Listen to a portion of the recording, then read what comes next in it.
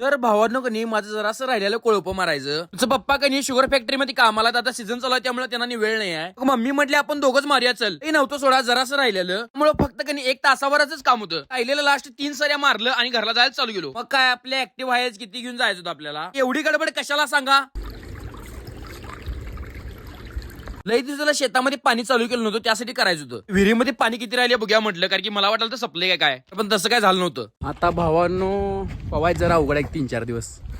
4 दिवस पवायला काय जायला मिळणार नाही त्यामुळे सायकलिंगच करतो. त्यानंतर हे पाठ बदलून घेतलो. लास्टला 2-3 सरी तेवढं राहिले ते तेवढं मला घ्यायचं होतं. स्टार्टिंगला आपलं कधी व्हिडिओ याच्यामुळे उठलेले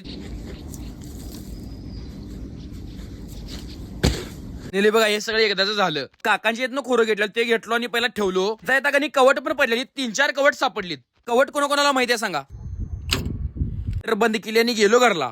ऋषभालाने म्हटलं कोल्हापूरला जायचं आहे आणि आमचं नशीब एवढं भारी होतं की भारत प्रो शो जिंकल्यात ते म्हणजे मनोज दादा मनोज पाटील IFBB प्रो. अचानक आमची भेट झाली. आता सध्या भारतामध्ये पूर्ण टॉप मनोज दादा आहेत. हे मिस्टर ऑलिम्पियाला पण सिलेक्ट झाल्यात. मेन म्हणजे काय सांगा हिने कोल्हापूरचा त्यामुळे लय भारी वाटलं. आणि आता सध्या मराठी माणसं लय टॉपला चालल्यात. आपल्या भावाची बॉडी कशी आहे काय शेवट रे.